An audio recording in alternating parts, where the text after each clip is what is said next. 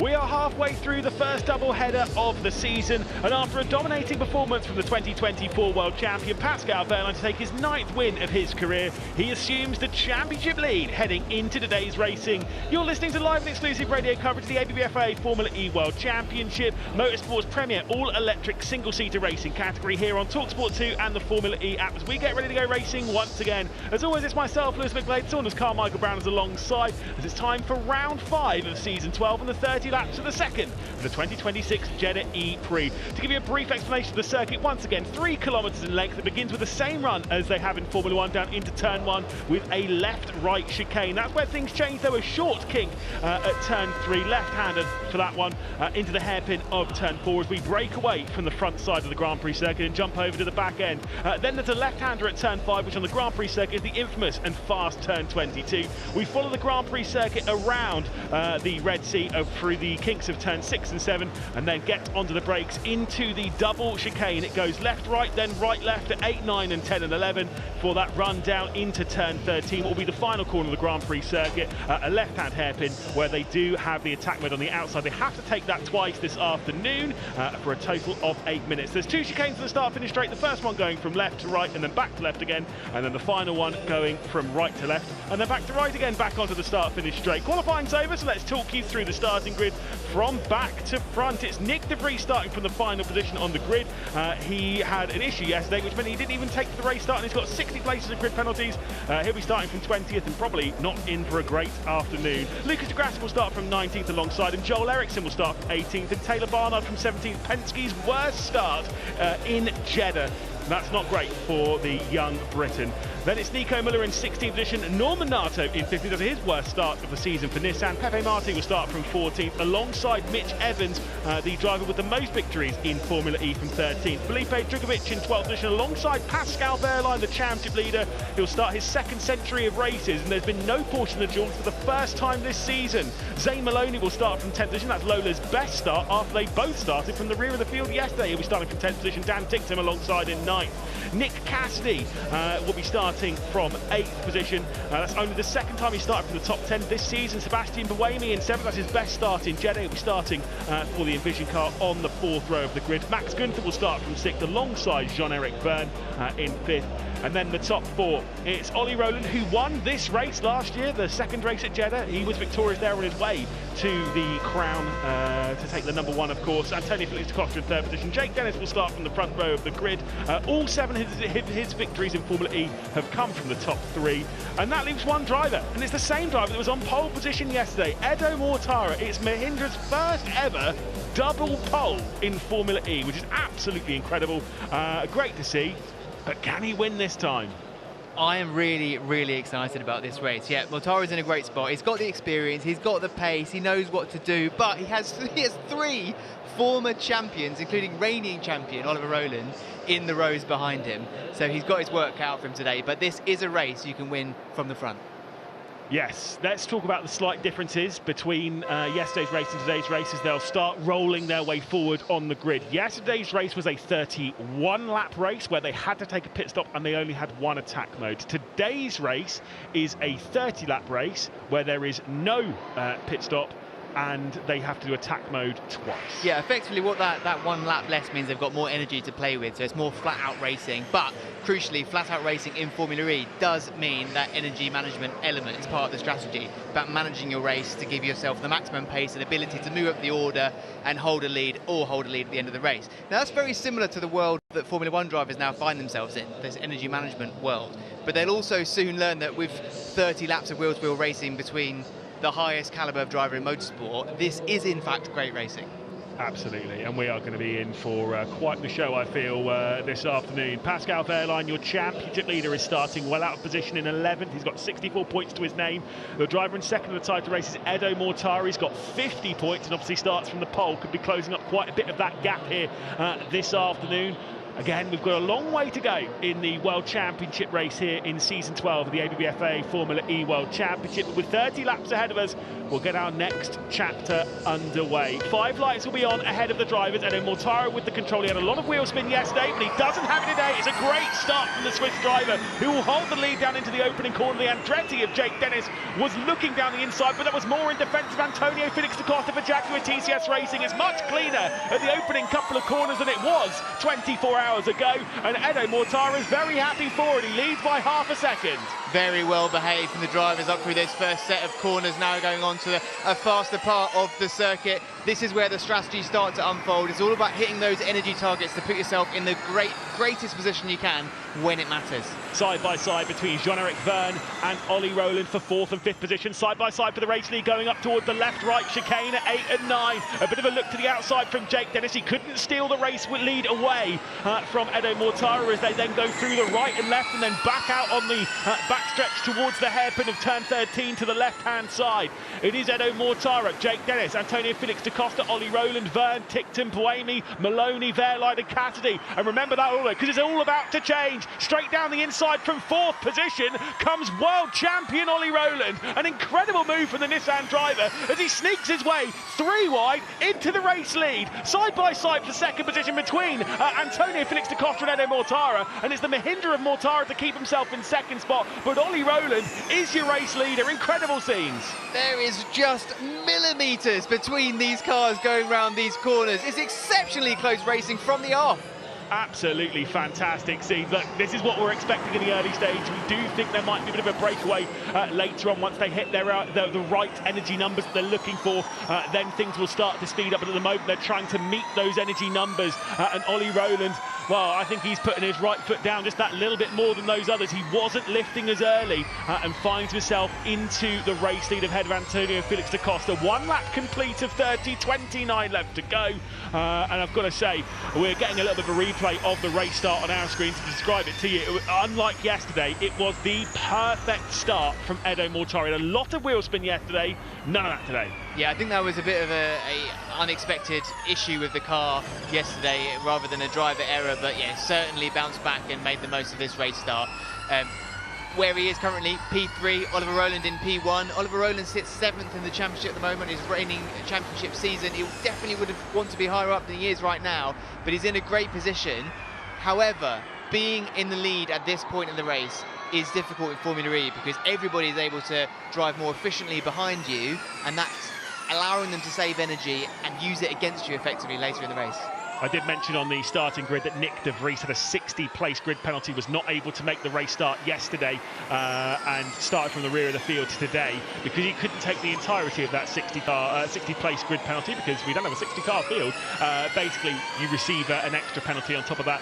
For that, it is a 10-second stop-and-go penalty that he's just come into the pit lane to serve. He is at the rear of the field and praying for a safety car. Now, with how close these drivers are running around this Jeddah Corniche circuit, I wouldn't necessarily rule it out. Chance of the safety car at the moment probably relatively high. Towards the back end of the top 10, there's a bit of a fight between Zane Maloney and Pascal Verline, who finds himself now up into 8th position. Does Zane Maloney. He gets ahead of the Season 10 champion. Now, as these strategies start to fall into place, I expect to see a few different ones on display here. We've got one strategy being keeping very, very efficient early on, leaving themselves with more energy to play with towards the end of the race, and then crucially using that second attack mode, that extra power and the extra energy that you've saved to move your way up the grid if needed. Those drivers that are very comfortable with driving efficiently but equally driving fast, where that's a kind of second nature strategy. I'm talking Cassidy, Dennis, da Costa, Rowland, etc. This is a sort of race that they like because they can stay ahead. They know their tactics, their ways of saving energy. Jean-Eric Verne radio here. We are better than Cass by 0.16. I mean, that's exactly what we're talking about. Instantly, we're talking about... If we can manage our gap to the guys in front for the minimum speed and entry speed, That's all about efficiency they're talking about there, and it's decimals between the pilots, between the drivers. Yeah, which is incredible. Something where it's a slightly larger bit is probably between the energy of what Sebastian Buemi's used to the rest of the field, because he's worked his way up from 7th position into the race lead. I get the feeling he's used a bit of energy to do so. He's just at the fast lap of the race, 2 seconds faster than Ollie Rowland, 2.7 seconds faster than Ollie Rowland, in fact. So they're clear. Their strategy is go a little bit hard, a little bit early, and work your way to the front of the field. It is Buemi leading from Rowland da Costa, Dennis and Mortara. I think Envision are maybe expecting a stoppage with that strategy. They're rolling the dice and they're hoping it comes up safety car.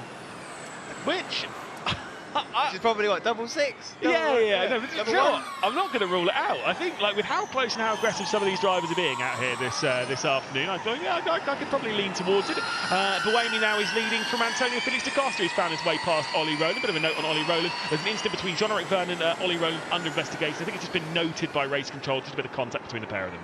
If we look at the top 6 right now, Buemi, da Costa, Rowland, Dennis, Mortara, Vergne, 5 of those 6 are former champions. Yeah. Do you know what, though? Do you know what I'm going to say? I'm going to say this now, just so if it does happen, I'm feeling pretty good.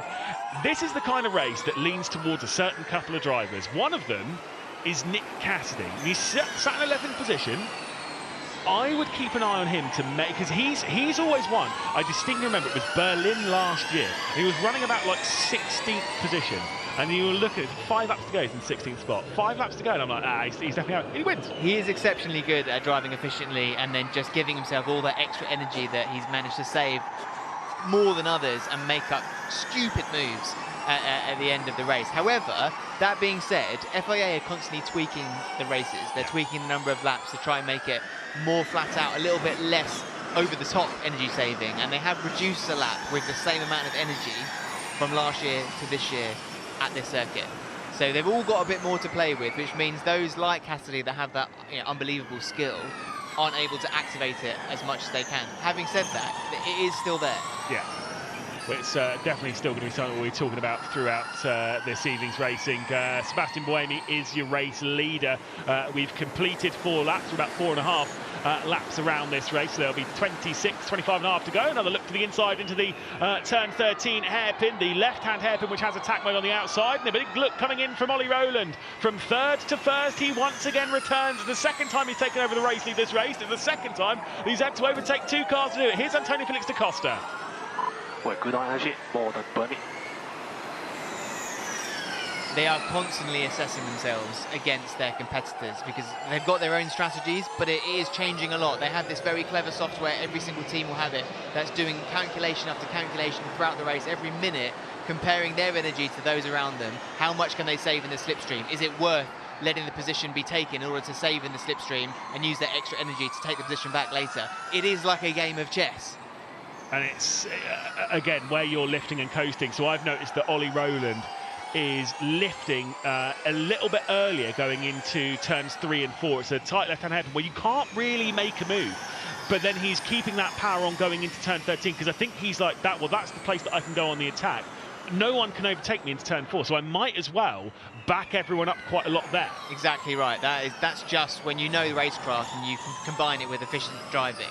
You can really just know when you can get away with things, and Rowland's doing that really well at the moment. He will be using more energy, but he's able to counteract the fact that people will save energy behind him in the slipstream with doing that technique there. His Buemi radio. You've done the right thing there, Seb. You've done the right thing.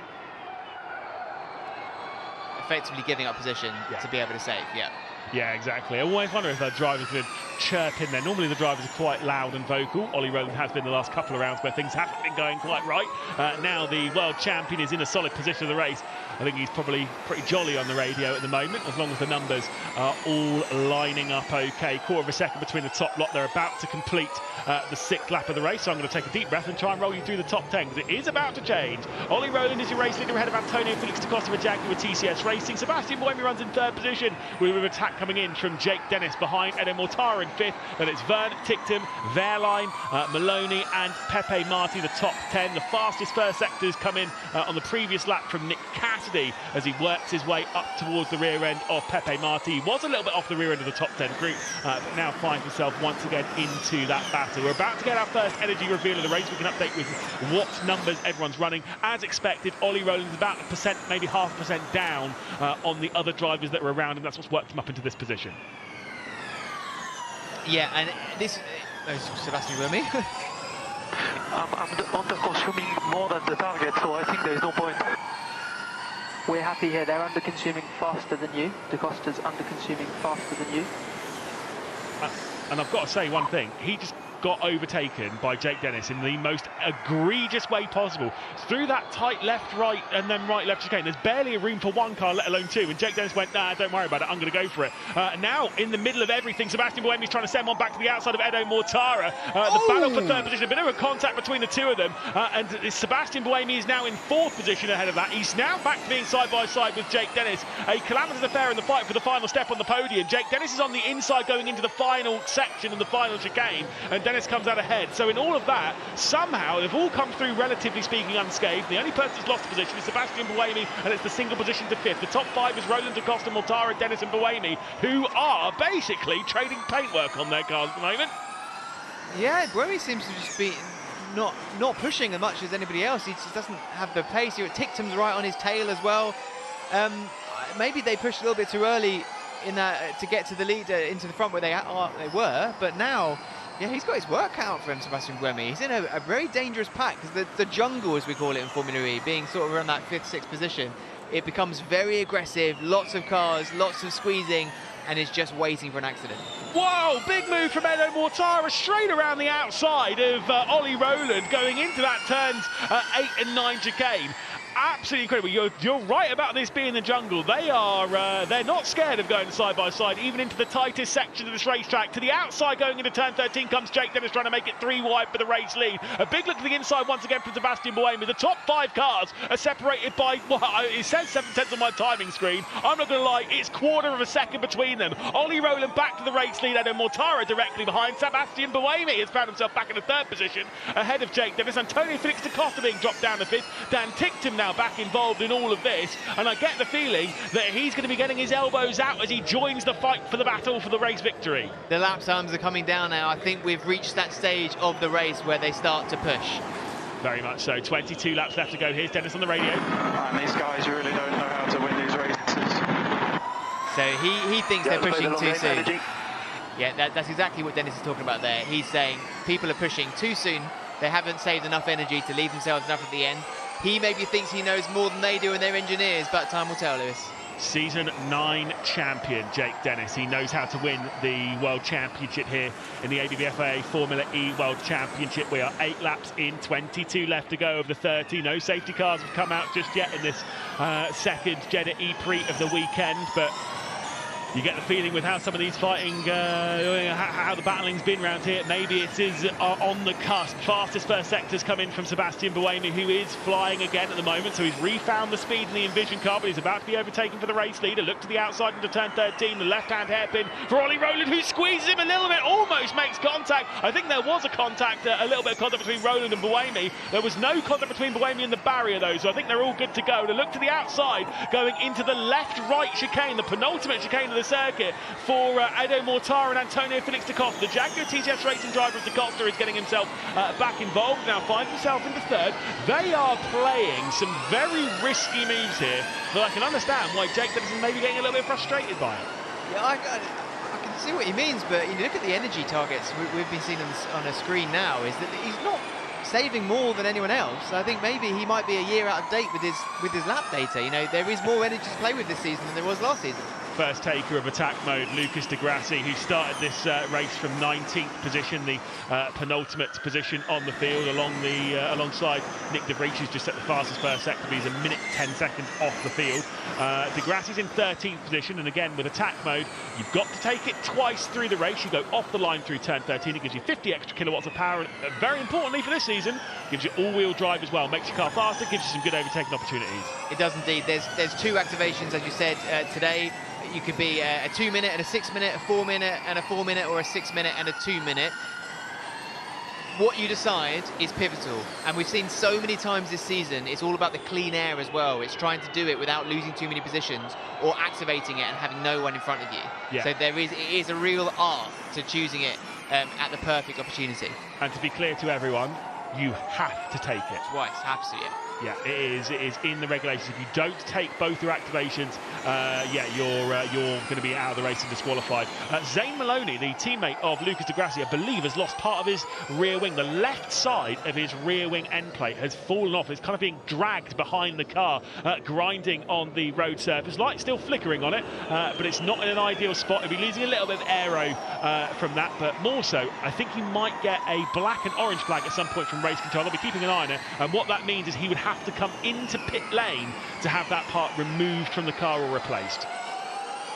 Yeah, because that just becomes a bit of an eyesore, doesn't it? It becomes a problem. If that flies off into someone's visor, that's not great, is it? So, yeah, I think you're right, Lewis. Yeah, well, energy numbers still looking pretty good for everyone in the top 10. They're all pretty much the same. The only ones that are lower than that, our race leader on 70%, who is 1%, 2% lower than those around. And then, again, it's the two Lola Yamaha Act in 8th and 9th position. Bit of a battle between the pair of those. Sees Lucas Di Grassi work his way up into 8th position again. He's in attack mode. He's used about 3 minutes of his attack mode. He's got 1 minute and 20 left to go. He took 4 minutes of his attack mode on the first run into it, and now finds himself up in the 7th position. He was outside of the top 10 when he took that attack mode, and so he's just piecing his way up through the field. At the moment, that field is being led by Edo Mortara, Sebastian Buemi in 2nd position, Antonio Felix da Costa, Dan Ticktum and Ollie Rowland, the top 5 here in round number 5 of the AWFA Formula E World Championship. We have 20 laps to go. Here's Ticktum on the radio.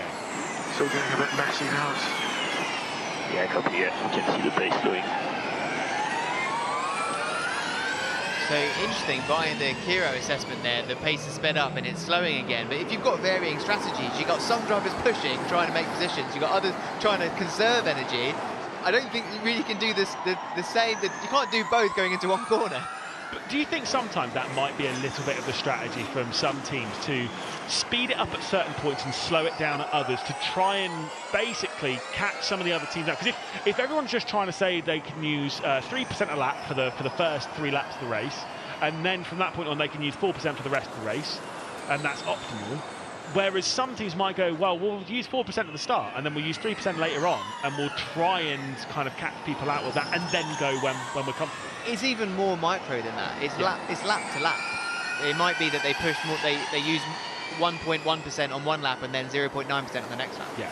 And it's crazy the amount of strategy that is being run. We've said about the numbers that are being run by the strategists, the race engineers behind the scenes, and I'm sure some of those mechanics in the garage might be watching this through their fingers, because these drivers are getting very, very close to each other. Sebastian Buemi assumes 2nd position again ahead of Antonio Felix da Costa. Lucas Di Grassi's attack mode has run out, but he's found himself in 4th position, searching for a podium, for another victory maybe. Obviously it's been a long time since Lucas Di Grassi's last victory. Was it 3 years ago? Lucas Di Grassi, season 8, I think. Yeah, a long time ago. Just looking at Antonio Felix da Costa, he's roughly 2% up on Sebastian Buemi ahead, almost 3% up on Di Grassi behind. So he's doing a very good job of managing his energy, and that Jaguar TCS racing car that he drives is exactly good at that. It is designed to be efficient in races like this, where you can conserve energy but still push. Just seen who's made contact with the rear end of Zane Maloney that I mentioned before. It was Pepe Marti who made contact with Zane Maloney yesterday, and it was Pepe Marti who was side by side with Zane Maloney yesterday, squeezed him into the barrier and caused Zane Maloney's retirement. Now he's just driven into the back of him today. Well, those two are not going to be getting along, are they? I'm sure they're best of friends. Will say, I have just checked, by the way, the last victory for Lucas Di Grassi for the 2022 London E-Prix in season 8. That was 3 years, 6 months ago. Again. This is energy target is yesterday's race. And that was from Sebastian Buemi. Yeah. So they're running the same numbers as yesterday. Which I think makes sense, because yesterday we had a pit boost, which is effectively adding 10% of energy back into the battery. So if you take 10% off the usable energy that they all have allowed for this race, it is the same, just with 1 less lap. So what they're saying is they've saved enough energy at this point that it is now just what they practiced at this point in the race yesterday. So now it is just about battling. Yeah. Which is and using the attack modes effectively, of which there is still quite a lot to be done, approaching the halfway point in the race, and there's only 2 people that have done their first attack mode. Yeah, I say, I think we're in for a... well, I think I'm going to lose my breath a little bit over the next 17 laps of what we still have remaining here in the second Jeddah E-Prix of the weekend. Sebastian Buemi is now your race leader. We're not... the race lead will change quite a lot. You might hear, if you're a Formula One fan listening to us for the first time, you might be thinking, well, I'm not getting that excited about some of these moves. Because sometimes the race lead, you don't want to be there. There's a lot of slipstream that you want to be in, and you want to take the lead at the right time.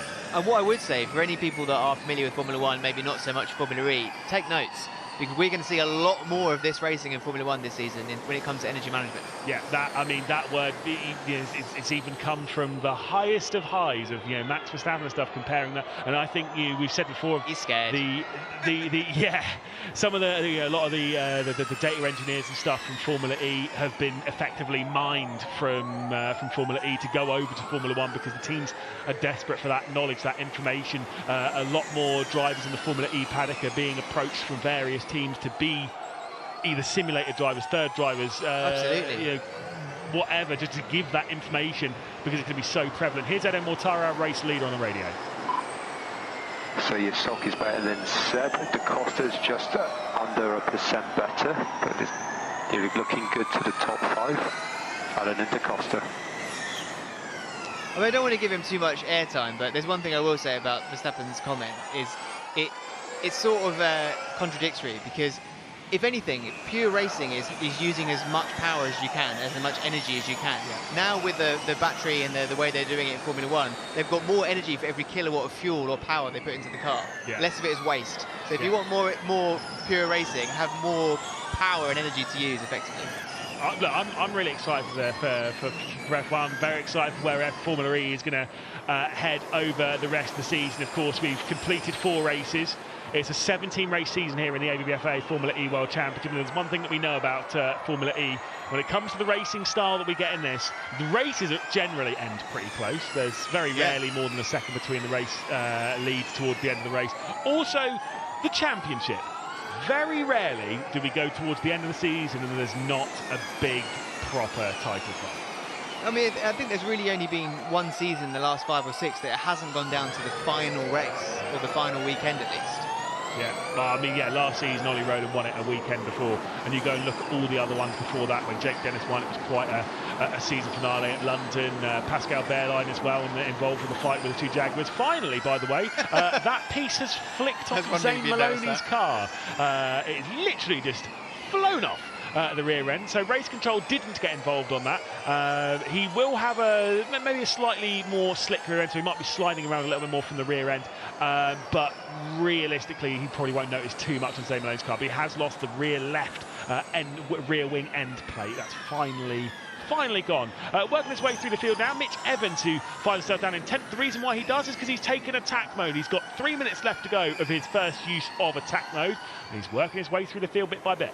Jake Dennis has found himself down in the depths of P10, considering he started on the front row of the grid. He's got a little bit more energy than the few around him, about 1 to 1.5%.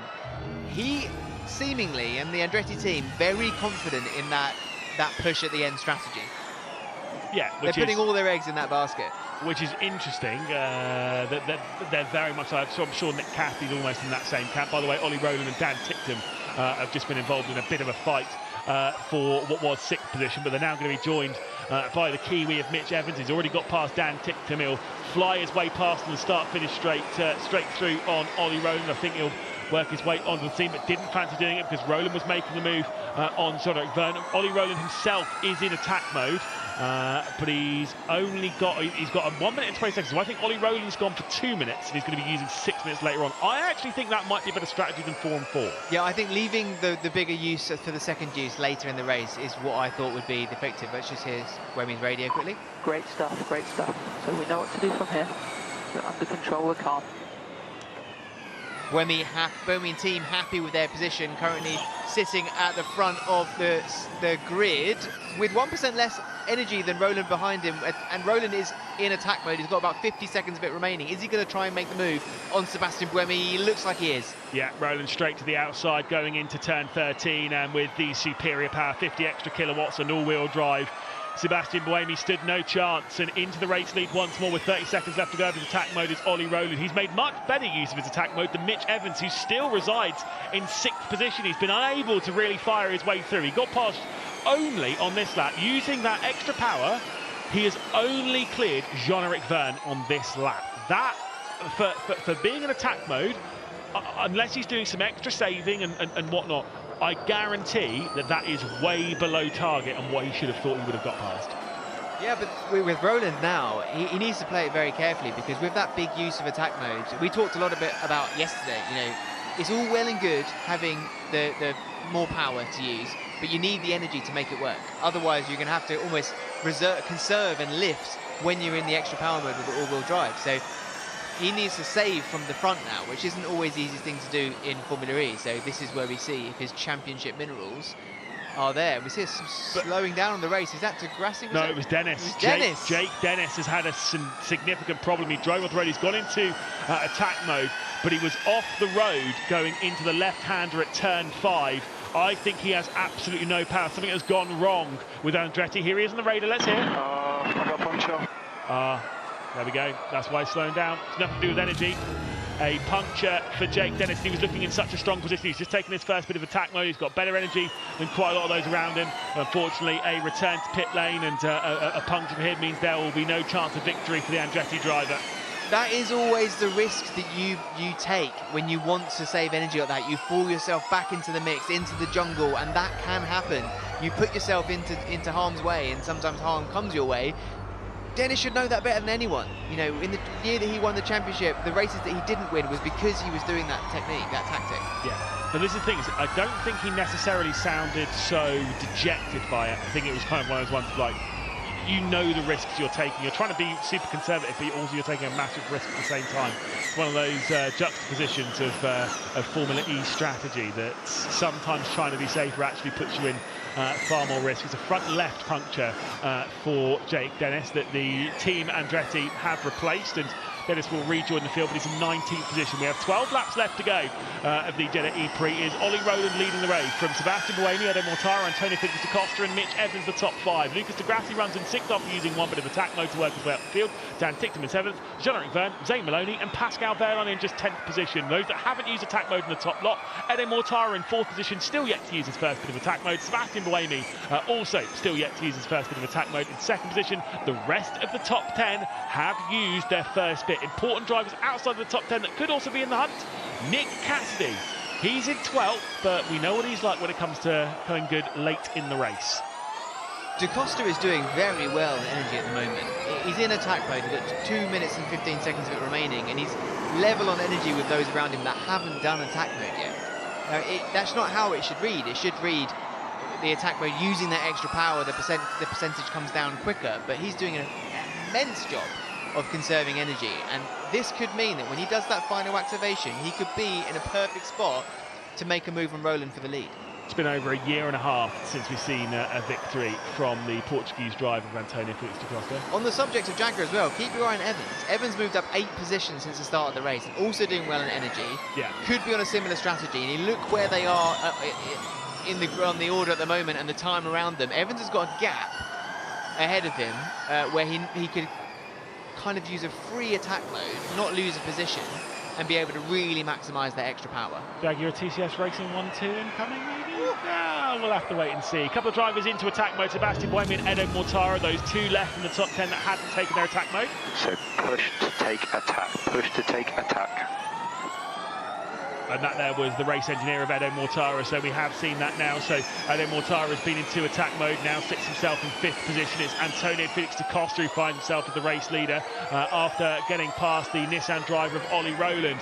It is da Costa, Rowland, Ticktum, Buemi, Mortara, but important notes there for Buemi and Mortara. They're both in attack mode. They've both taken 2 minutes of their attack mode. Also in the fight, Dan Ticktum is also in attack mode in 3rd position. There's 40 seconds left to go of his first use this evening, but I like that strategy from Buemi and Mortara, only taking the 2 minutes on the first bit. They'll have 6 minutes to use later on, as does, I believe, Ollie Rowland in the mix. Antonio Felix da Costa, I think, took 4, he might have taken 2. Unfortunately, we don't have that information written down. Yeah, I think da Costa took 4, so he's got, another, what was it, 6 minutes? So yeah, he's got 2 minutes to do. No, he took 2. No, he took 4, so I think he's got 2 minutes left, yeah. You have 4 minutes left, as his teammate Mitch Evans, who took 4 minutes to work his way up. So I think that's a good strategy. I think people that have left themselves with a lot to do and have led for longer are going to be a bit more worried about energy towards the end of the race. Potentially. Fastest lap had come in on the previous one from Dan Ticktum. Fastest middle sector from Felipe Drugovich in 15th position. He just eclipsed Dan Ticktum's fastest middle sector, who now sits in 2nd position. It's a 2.5 second lead for Antonio Felix da Costa with Jaguar TCS Racing. They are trying to take control this evening under the lights here at the Jeddah E-Prix. Plenty of battling up and down the field, but it's not a fight for the race lead at the moment. Da Costa running away from Dan Ticktum. Sebastian Buemi making a little bit of contact with Ollie Rowland. Two of them coming together. Here's Buemi. So these cars ahead do not have attack. These 3 ahead do not have attack. Oh, that's why he's forcing his way through. That was a little bit aggressive on Ollie Rowland, who's getting aggressive himself with the contact there between Ollie Rowland and Edo Mortara. They somehow keep pointing in the right direction, but I wonder if there might be a puncture for either of them. Edo Mortara's off the road. That was a quite... There's the rear right, I think, is off on Edo Mortara. Am I going mental? Maybe I'm going mental. It looked very odd. Yeah, it might be slightly destabilised, but let's see. It doesn't seem to be affecting their pace. They're still pretty much bumper to nose. I don't understand how those cars are pointing in the right direction. It was quite a big side-to-side bit of contact between Edo Mortara. It's Pascal Wehrlein. A bit behind. Push into attack. Push into attack. And you'll never guess who's coming to attack mode. It's Pascal Wehrlein. He has come into attack mode. He is one of the drivers that have used 2 bits of attack mode, along with Ollie Rowland, who also has come into attack mode. I will say, I was panicking about those 2 cars between Edo Mortara and Ollie Rowland. They're both fine, don't worry about it. Rowland's dropped himself down into P5 now and activated his final attack mode. 6 minutes of that extra power. What can he do with it? 8 laps left to go in the second Jeddah E-Prix of the weekend. Antonio Felix da Costa leads by 3.2 seconds. Dan Ticktum sits in 2nd spot. Sebastian Buemi in 3rd. Edo Mortara in 4th. And the highest placed driver who's used 2 bits of attack mode, it's Ollie Rowland in 5th, as you alluded to. Then it's Mitch Evans, Pepe Marti, Pascal Wehrlein, who's also in his 2nd usage of attack mode, sits in 8th position with Lucas de Grassi and Taylor Barnard, the top 10. Taylor Barnard for DS Penske's been working his way forward bit by bit throughout this evening's race and finds himself just working himself up towards contention fast. His first sector's come in from Norman Nato, who sits in 15th, and there is no gap really larger than a second and a half from second down. That's at a fast pace. And that was Antonio Felix da Costa. I say from second down because, of course, it's a 3-second lead now for Antonio Felix da Costa. A look to the inside for Ollie Rowland as he gets himself past 2 drivers who then come into attack mode with Dan Ticktum and Sebastian Buemi, who are both in. Yeah, he had to make that move before they went into attack mode, because sitting behind them when they're in attack mode just makes that overtake even harder to do. Now we've got 4 in a row, 2nd to 5th, all in attack mode, but it is Buemi and Mortara that have gone for the 6 minutes, and they will have a couple minutes left after Rowland runs out. I think Jaguar TCS Racing strategy, if it's not, it really needs to be. If you're Antonio Felix da Costa, he needs to be in attack mode this lap. The 5 cars behind him are all in attack mode. He has 4 minutes of attack mode left to do. He's got the same energy as basically everyone behind except Pascal Wehrlein, who's 1% up on him. Same with Dan Ticktum, who's in the cusp as well. Antonio Felix da Costa needs to be in attack mode this lap to remain as the race leader, I think. Yeah, I completely agree with you. It's now or the next few laps for sure. He knows the targets he's got. They've told him to push. There's a 3-second gap to Ticktum behind. It's a free pass attack mode right now. As long as you've got the energy to bring it home, get it done. Absolutely. And for the battling in behind in 2nd through 6th, they're all relatively close with Ticktum, Rowland, Buemi, Mortara and Wehrlein. Attack mode has been set by Antonio Felix da Costa. Our race leader has come in for it. He's got 4 minutes of it, and the gap then has shrunk to 2 minutes. So if you go into attack mode, they drive off the racing line, they go through the 3 segments that they need to do to effectively equip attack mode, and they use it, and basically to do so you lose a little bit of time in doing it, but it's all well and good for Antonio Felix da Costa. I'm not sure what's happening with Mitch Evans. He's about 2% down on those around him, including the 3 or 4 ahead that are in attack mode. So he's overconsumed quite considerably in the last few laps, and now puts himself in a very, very difficult position to make many moves from here. the 1-2 is over for Jaguar TCS Racing, it seems. 8th position for Mitch Evans at the moment, and like you say, it doesn't look great for him. He is the only driver in the top 10 that's not taken his second use of attack mode. The problem is he's surrounded by people who are in attack mode.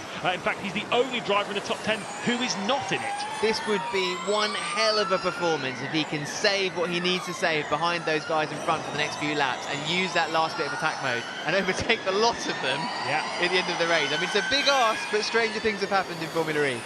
Well, how many race victories has Mitch Evans had? He's had 15 victories. He's #1 on the all-time winners list. Most of those are in Rome, but I mean, look, he knows how to get a victory pretty much anywhere around this calendar, and I get the feeling that ruling him necessarily completely out of today's race would be farcical, but I mean, realistically, he's not in a great spot for it, but you never know. I think a podium would be a great effort, but, you know, at the moment, it looks very much Da Costa's to lose. Yeah, I think he's more aiming for somewhere in the points. We've got 5 laps left to go. Antonio Felix da Costa leads by 2 seconds. It's just come down to 1.7 as Dan Ticktum is trying to close down on our race leader, but Ticktum only has 50 seconds left to go of attack mode. Da Costa has got 70 seconds more than that. It's 2 minutes for Da Costa. It's Da Costa leading from Ticktum, from Roland, from Buemi and Mortara, the top 5. Pascal Wehrlein's run out of attack mode and sits in 6th position. A chance for him to go back-to-back this weekend seems relatively unlikely for the champs leader. Pepe Marti sits in 7th. Great drive from the Cupra Kiro driver. Great drive from Cupra Kiro as an entirety. 2nd and 7th. Dan Ticktum's yet to score points this season, and Pepe Marti's right up there as well. So it could be a double points haul for the team for the first time this season. Yeah, really, really good performance so far from the Cupra Kiro team. Nick Cassidy's finding himself in 15th with a minute of attack mode left. I think the race that we thought he might be able to have, again, I hate to say this, for the 2nd race in a row, maybe the 3rd, in fact, he's left it too long. Yeah. And I get the feeling that you can't leave it as late in season 12 as you have done for the previous 3 seasons. I just don't think it's quite as pertinent. Big defensive move coming in from Dan Ticktum, who's trying to keep Ollie Rowland at bay for the final 30 seconds of his attack mode. Sebastian Buemi looms large in the background. It's Ticktum in 2nd position, but we're going to have to say 3rd, because straight through into 2nd spot comes the reigning world champion. Up to 2nd goes Ollie Rowland. Sebastian Buemi for Envision will be in the mix as well, trying to seal away the podium off of Ticktum's shoulders, and Edo Mortara is also in the hunt as well. That's a great move from Oliver Rowland, getting himself into P2. That could be where he ends up at the finish line if the energy has worked out well. He used that last little 30 seconds of attack mode to get the job done, and Ticktum's also now been done by Sebastian Buemi in attack mode also. I think he might get passed by Edo Mortara, who's got a minute left to go of attack mode and sits directly on the rear wing of the Cupra Kiro. We have 3.5 laps left to go in the Jeddah Corniche circuit for the 2nd Jeddah E-Prix of 2026. Kick of oversteer coming in as Dan Ticktum gets onto the power. The all-wheel drive, superior traction and 350 kilowatts of Edo Mortara's Mahindra will find his way to the outside, and down into turn 13 it is the Mahindra that then takes over 4th position. Antonio Felix da Costa's run of attack mode comes to an end. Here's Evans on the radio. Most cars in front in attack. We have longer attack than all of them.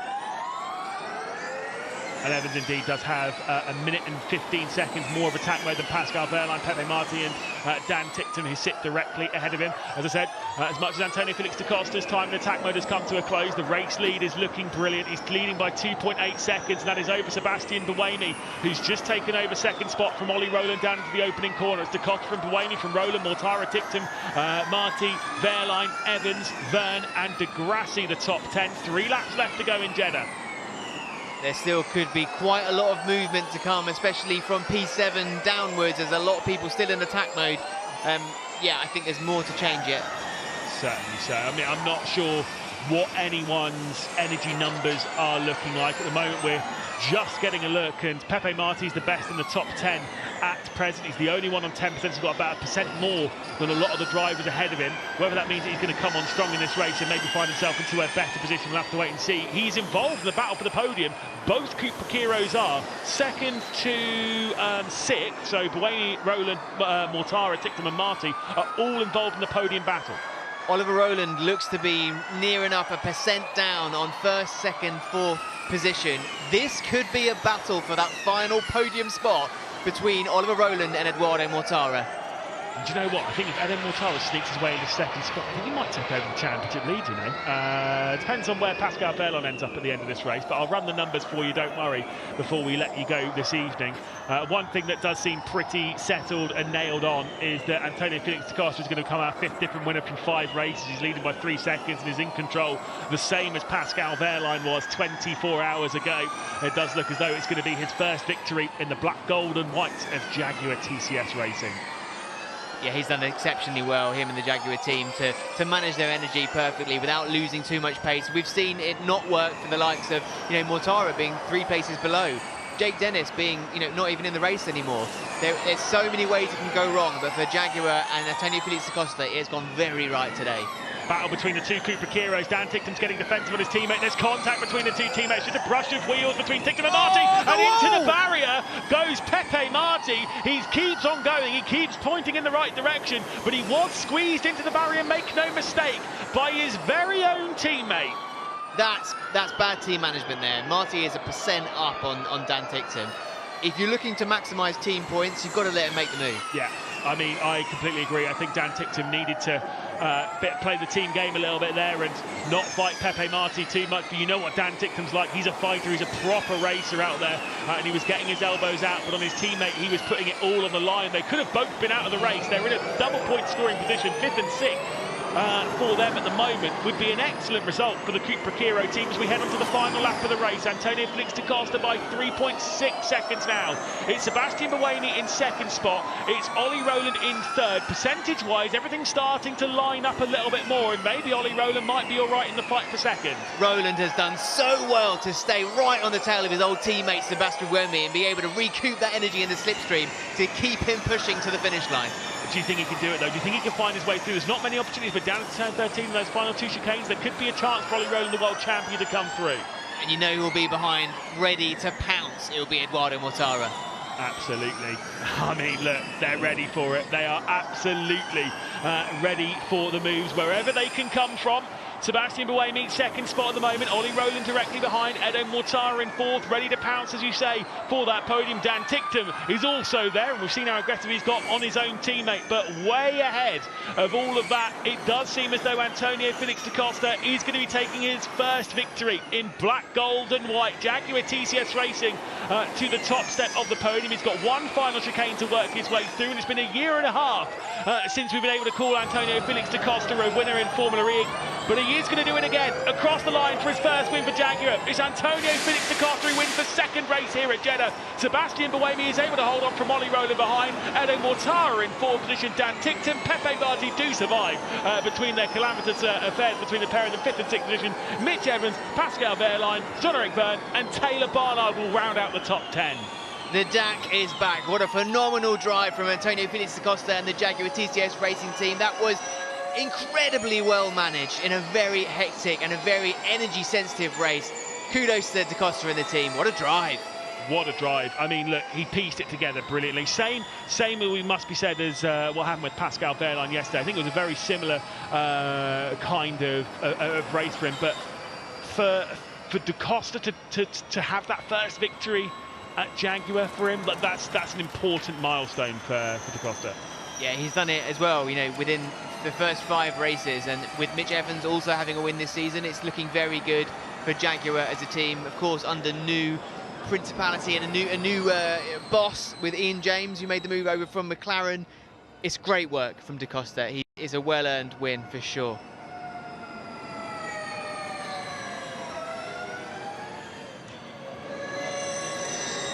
My friend, we never give up. I know it's a cliche, but I'm Portuguese and I got Latin blood, so we never give up. Adversity is what builds us. So yeah, thank you. Feels good. This one feels really good. This one feels good. Sure it does. I mean, again, he seems pretty calm. I distinctly remember his... I think it might have been Misano when he won, and he was very loud. No, it was a lot of managing as the race was going on. It was very critical with energy management today, and picking the right time for attack modes was crucial, but my team was on it. I was able to always place the car in the right place and be a little bit up on energy to everybody around. And then there at the end was a little bit stressful managing the battery temperatures, not the energy, but the temperatures. yeah, we got this one. This one feels good. It wasn't easy. It wasn't easy. And yeah, it feels good. It's never easy to change teams. Never easy to change teams, but these guys have been absolute superstars. All the guys and girls back in Golden, back in Kidlington. Thank you. We did it. Very talkative, at least, is Antonio Felix da Costa. And like I said, I remember him being so excited at that victory. Obviously, it was about a year and a half ago now. It seems a lot more calm, collected, controlled from da Costa, and that's what you need to win a... You legend. Very nice, guys. Very nice. That was ours. That was very, very, very under control all race. Really, really good job. We've deserved that every single round this year. Very good. Championship starts here. That's Sebastian Buemi's team radio as well. They finished in second position, so obviously they seem more elated than our race winner. But it's because I think that race win was nailed on for about half that race. That's how in control da Costa was. And da Costa's been in the championship, since the first season. He knows that you get these big moments, but in Formula E, it really is about the season-long performance.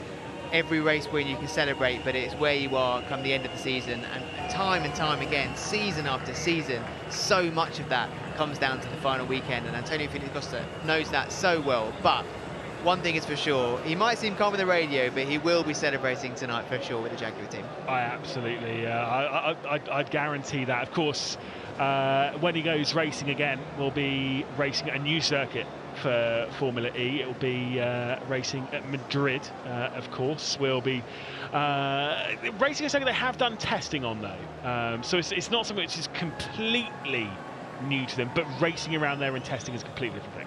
And again, a circuit like that, it's going to be very energy sensitive. So if you've got confidence in the package, confidence to be able to push, but also conserve and drive efficiently and win a race like da Costa's just done, you're going into that race with a lot of confidence. Indeed. We'll do a quick wrap up here of what we have before we let you go, and you'll rejoin us on the 21st of March. Pascal Wehrlein will still be your championship leader, but the championship lead, has come down a little bit. Eden Mortara, 6 points off. Anyone else kind of raising your eyebrows at who's entering championship contention? Sebastian Buemi, they seem to be pretty confident. I'm actually just thinking powertrain now. I'm thinking Jaguar powertrain, which covers both the Jaguar TCS manufacturer team, but also Envision. Yeah, I think we've seen really good performance. They heard on the radio there, Seb has been there or thereabouts, but now he's converted it for the first time. But we've had 2 wins now for both the Jaguar, both Jaguar drivers, 1 each. It's hard to look anywhere else currently. Certainly is. Well, very quickly, I'll roll you through the race order. Antonio Felix da Costa is your race winner ahead of Sebastian Buemi and Ollie Rowland. Eden Mortara, Dan Tickton, Pepe Marti, Mitch Evans, Pascal Wehrlein, John-Eric Verne and Taylor Barnard, the top 10. Max Gunther in 11th position, just outside of the points, ahead of Felipe Drugovich. Then it's Ericsson, Cassidy, De Grassi, Muller, Nato, Maloney, Dennis and De Vries. All drivers, 20 cars, finishing this race, all of them on the lead lap as well. But an unfortunate day for the likes of Jake Dennis and Nick De Vries, who didn't really get off to the best start. Dennis dropping down the order with a puncture. Nick De Vries having a penalty right at the start of the race. We're back racing though on the 21st of March as we head to Jarama for the Madrid E-Prix. We thank you so much for joining us here for the live coverage of the Jeddah E-Prix, both yesterday and today. We're back just for a single header and we go racing in March. From myself, Lewis McGlade, from Saunders Carmichael Brown, Pascal Wehrlein is your championship leader, but your race winner today is Antonio Felix da Costa. Until next time, bye-bye.